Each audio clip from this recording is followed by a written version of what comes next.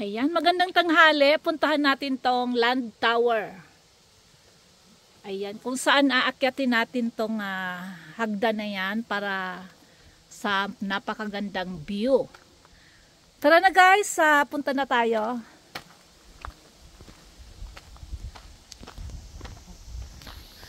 Another day of hiking.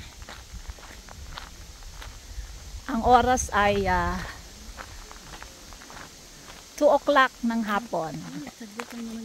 Yeah.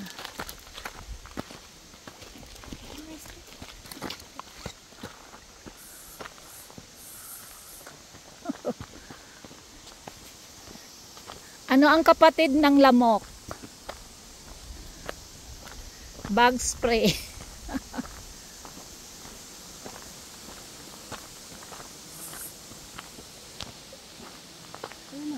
O, ito lang. Okay. Ayan, akyatan natin to.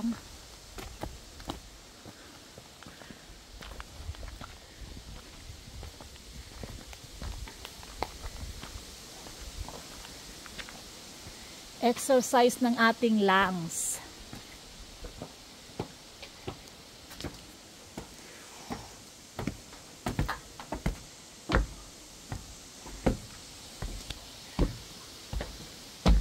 Ayan.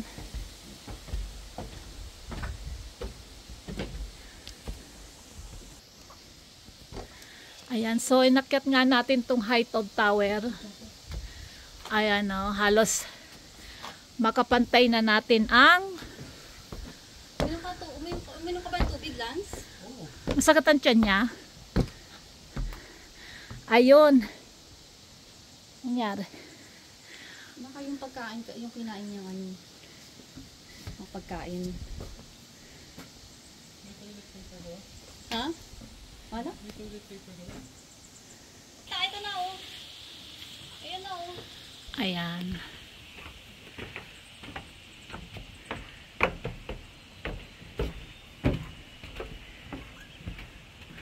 Ganda ng mga puno. Halos nasa kasintaas na natin. Oh, ay kasintaas. Pumantay na tayo. Akyatin pa natin.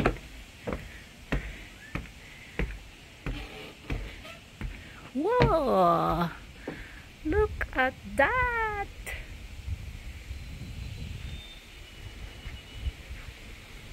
Ganun lang. Yes, ganun nga. Ayan. Height of tower. Wow, nice. See? Yan, a beautiful lake. Waskasu Lake.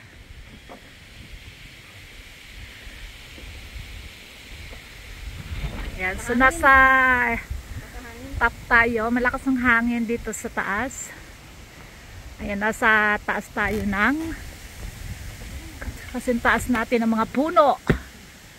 Oo. Natatakot ako. Ayan. Ayan. Ha? Hindi pa malapit yung town dito? Ayan. Height of land. The boundary 50 miles south of here is the Saskatchewan River, flowing through grassland and grain fields. 100 miles to the north, the Churchill River traverses the land of rock and forest. Ayan.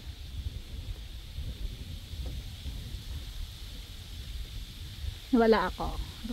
Asan na ba yun?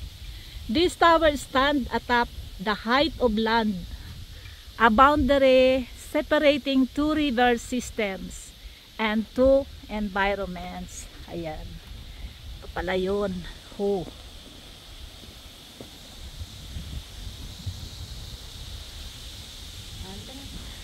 Wala bang picture tayo? Ito na nga oh. Tumalikod ka na.